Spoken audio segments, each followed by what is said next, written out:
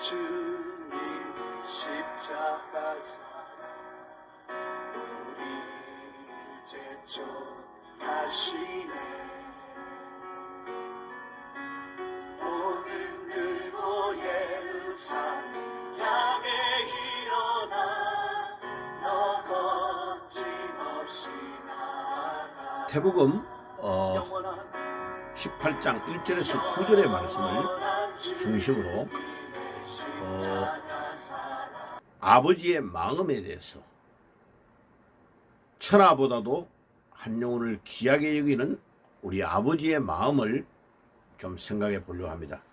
앞부분은 제자들이 이제 변화산에서 내려와 가지고 가버나움 쪽으로 걸어오는 길이 좀 멀잖아 말이에요. 그 길을 걸어오면서 막 자기들끼리 막 논쟁을 한 거죠. 그러니까 예수님께서 뭘 가지고 그렇게 논쟁을 하느냐라고 물으니까 하늘나라에서 누가 큽니까? 라고 질문을 한 거죠. 그러니까 마태복음 18장 1절에서 5절에도 기록되어 있고 마가복음 9장 33절에서 37절, 누가복음 9장 46절에서 48절에도 그 내용이 기록되어 있어요. 그런데 하늘나라에서는 누가 크냐고 물어보니까 예수님이 어린아이를 한 명을 딱 가운데 데려다 놓고 이 어린아이와 같지 않으면 천국에 들어갈 수도 없고, 또 이 어린아이와 같이 자기를 낮추는 자가 천국에서 가장 큰 자다. 그러니까 이 땅 위에의 질서와 하늘나라의 질서는 다르다는 것을 보여주신 거죠. 굉장히 중요합니다. 그러면 예수님께서 어린아이의 어떤 점을 가지고 어린아이와 같지 않으면 천국에 들어가지 못한다고 말씀을 했을까요? 그 마태복음 18장 3절의 말씀이 굉장히 중요합니다. 자, 첫째는 어린아이가, 정상적인 어린아이를 말하는 겁니다. 이 어린아이가 이제 부모 밑에서 자라면 정상적인 어린아이는 엄마 아빠를 절대적으로 신뢰하잖아, 그죠? 그 신뢰하는 믿음, 그게 엄청 중요합니다. 아주 순진하면서 어린아이는 엄마 아빠를 절대적으로 신뢰하는 거죠.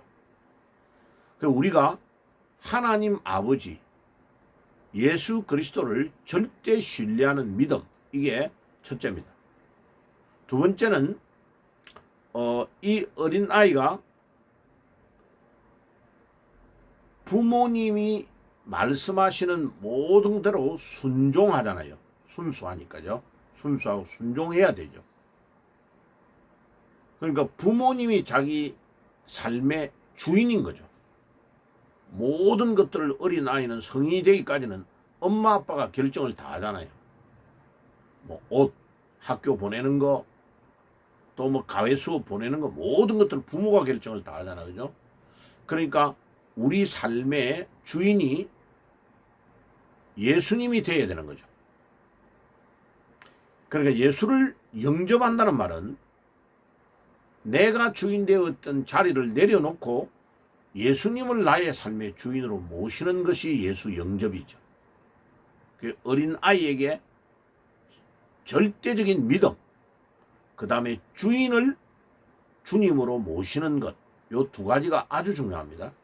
세 번째는 정상적인 어린애 같으면 엄청 부모가 이렇게 시키는 대로 순종하고 따라하고 겸손하잖아, 그죠? 그 우리가 그와 같아야 되는 거죠. 우리 예수님의 말씀을 잘 경청하고 또 읽고 성경을 그 말씀대로 그냥 순수하게 따라가는 거죠. 순종하는 거죠. 그러면 어린아이와 같이 믿음 생활을 해야 천국에 들어가는 거죠. 그것을 말합니다. 그 세 가지를. 그리고 예수님의 대답에 4절에 보면 누가 천국에서 크냐라고 말한 것은 어린아이와 같이 자기를 낮추는 그이가 천국에서 큰 자라고 예수님이 답을 4절에 딱 줬어요. 그죠? 그 다음에 5절에는 누구든지 내 이름으로 어린아이 하나를 영접하면 곧 나를 영접하는 것이다. 자, 어린아이가 뭐 큰 값어치가 없고 완전히 모든 것들을 지원해주고 사줘야 되는 대상이잖아요. 돌봐줘야 되는 대상이잖아요. 그래 이와 같이 연약한 자를 돌보고 영접하면 곧 예수님을 영접하는 것이다 라고 예수님이 5절에 딱 정리를 해주셨습니다. 우리가 어린아이에게서 배워야 될 점이 신앙적으로 굉장히 많습니다. 그리고 제가 이게 이제 목회를 하면서 어린아이를 가르쳐 보면요, 어린아이 설교는 5분 이상을 할 수가 없어요. 집중이 막 순간적으로 이렇게 다른 데로 관심이 너무 많아요. 그런데 웃기면서 쉽게 하면서 한 5분 정도로 딱 설교를 해야 돼요. 그러니까 쉽게 재미나게 예화를 들어서 해야 딱 들어가잖아요. 그리고 어린아이의 설교를 많이 해보면 어른 설교를 어떻게 쉽게 해야 되는가를 다 배울 수 있습니다. 자, 그리고 이제 두 번째 주제인 6절에서 9절까지의 내용이 굉장히 중요합니다. 그 내용이 누구든지 나를 믿는 이 소자 중 하나를 실족게 하면 차라리 연자맷돌을 그 목에 걸고 깊은 바다에 빠뜨리는 것이 낫다. 마태복음 18장 6절에 예수님께서 말씀하십니다. 이때에 소자는 누구를 말할까요? 앞에서 말한 어린아이를 말할까요? 아니에요. 단어가 다른 단어입니다. 헬라어가. 이 소자는 미크로스라는 헬라 단어인데, 이 단어는 말하면 연약한 심령을 가진 사람을 말합니다. 어른이라도 자기 스스로 무언가를 다 할 수 없는 상황에 있고 굉장히 열악하고 연약한 상태에 있는 사람을 미크로스라는 단어로 사용하고 있는 겁니다. 그러니까 나이와 상관이 없습니다. 어른이라도 연약한 심령, 우리가 믿음이 있는 사람이 잘 돌봐줘야만 믿음이 자라날 수 있는 어른, 그런 사람을 소자라고 하는 겁니다. 그런데 이 소자 중에 한 명을 실족게 하면 연자맷돌을 목에 매달아. 연자맷돌, 옛날에 콩 같은 거 이런 것들을 막 갈 때에 엄청나게 큰 돌멩이를 가지고 이렇게 빙빙 돌리잖아요. 돌리면 이게 이제 그 우둘두둘한 그 돌멩이의 무게에 의해서 콩이 갈아지는 거죠, 그죠? 예, 그걸 연자맷돌이에요. 그거를 목에 걸어가지고 바다에 빠뜨린다는 말은 바다에 빠져가지고 죽여버리라 이런 뜻이잖아요. 그만큼은 그 말씀은 한 영혼이 얼마나 귀한가를 말씀해 주는 거죠. 그러니까 한 영혼을 천하보다 귀하게 여기시는 우리 하나님 아버지의 마음을 예수님이 마태복음 18장 6절에 증거하고 있는 거죠. 그것을 가장 적나라하게 잘 드러낸 신약 성경의 본문이 누가복음 15장의 탕자의 비유죠. 이 둘째 아들이 아버지에게 모든 자기에게 줄 거의 유산을 미리 당겨가지고 달라고 해가지고 허랑방탕하게 자기 모든 것들을 다 탕진해버리고 집으로 돌아오잖아요. 그죠? 근데 아버지는 늘 기다리고 있은 거죠. 그리고 자기 모든 재산을 다 탕진했는데 뭐 잘했다고 또 살찐 송아지를 잡아가지고 잔치를 베풉니까? 그러니까 집에 있던 큰아들이 아버지, 저놈이 뭐를 잘했다고 잔치까지 베풀어 주냐고. 그러니까 누가복음 15장 32절의 맨 마지막 절에 뭐라고 하느냐면은 이 아들은 잃어버렸다가 다시 돌아온, 이제 죽고 끝났지 않나고 생각하는 순간에 돌아와서 목숨을 건지가 돌아온 아들이기 때문에, 그게 귀하기 때문에 살찐 송아지를 잡고 반지도 끼워주고 옷도 갈아입히고 그래가지고 잔치를 베푼다. 그게 물질과 상관없는 거다. 이 돌아온 아들은 천하보다 귀한 아들이다 라는 아버지의 마음을 누가복음 15장 32절에 탕자의 비유에서 가르쳐주고 있는 거죠. 한 영혼을 천하보다 귀하게 여기는 우리 아버지의 마음을 증거해 주고 있는 거죠. 구약에서 가장 이것을 가장 극명하게 잘 드러내주고 있는 본문이 창세기 22장에 백세에 얻은 독자 이삭을 하나님이 모리아 산에서 번제로 드리라고 한 사건입니다. 이거는 말도 안 되는 명령이죠. 아니 독자를, 그것도 아브라함이 75세에 부름을 받아가지고 25년 만에 준 아들을 실컷 키워서 이제 청년 정도 됐는데 번제로 드리라고 하니까 아브라함이 얼마든지 따질 수 있는 상황이잖아요. 하나님, 양이나 소를 잡아가지고 하나님께 번제 드리라고 하면 제가 땡큐 하고 드리겠는데 하나밖에 없는 아들을 번제로 드리란 말은 말이 안 되지 않냐고 하나님께 얼마든지 따질 수 있는 상황이에요. 그래서 킬케고르라는 덴마크의 실존주의 철학자 시조인 이 킬케고르라는 이 철학 박사가 뭐라고 했느냐? 창세기 22장의 하나님의 명령은 가장 모순적인 명령이다. 그런데 거기에 우리 기독교의 진수가 들어가 있다라고 설파한 겁니다. 그러니까 우리 인간적으로 보면 말도 안 되는 명령이고 말도 안 되는 하나님의 지시이기 때문에 따라갈 수가 없는 거죠. 가장 모순적인 거죠. 짐승을 하나님께 드렸던 제사의 제도에서 사람을 잡아가지고 독생자를 죽이라는 말은 말이 안 되는 거죠. 그런데 거기에서 무엇을 가르쳐 주려고 합니까? 3일 길을 걸어서 모리아 산에 걸어가는 아브라함을 통하여 독자 이삭을 우리 인간의 죄를 위해서 십자가에서 피 흘려 돌아가시게 해야만 되는 우리 하나님 아버지의 심정을 아브라함을 통하여 투영해 보여주는 사건이 창세기 22장에 독자 이삭을 모리아 산에서 번제로 드리라고 한 사건입니다.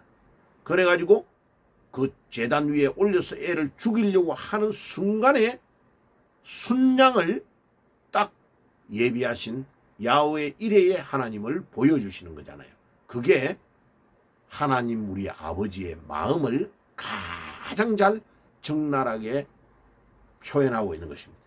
그러니까 마태복음 18장 6절에 이 소자 중에 실족해 한 사람이 있으면 연자 맷돌을 목에 매달아서 깊은 바다에 빠뜨리는 것이 낫다고 하신 주님의 마음은 이 한 영혼을 천하보다 귀하게 여기는 우리 아버지의 마음을 가장 극명하게 드러내주는 표현이죠. 그래서 제가 오늘 이 본문의 제목을 아버지의 마음이라고 정한 이유가 바로 거기에 있습니다. 여러분들이 우리 하나님 아버지의 마음을 가지시기를 바랍니다. 그러면요 반드시 성공합니다.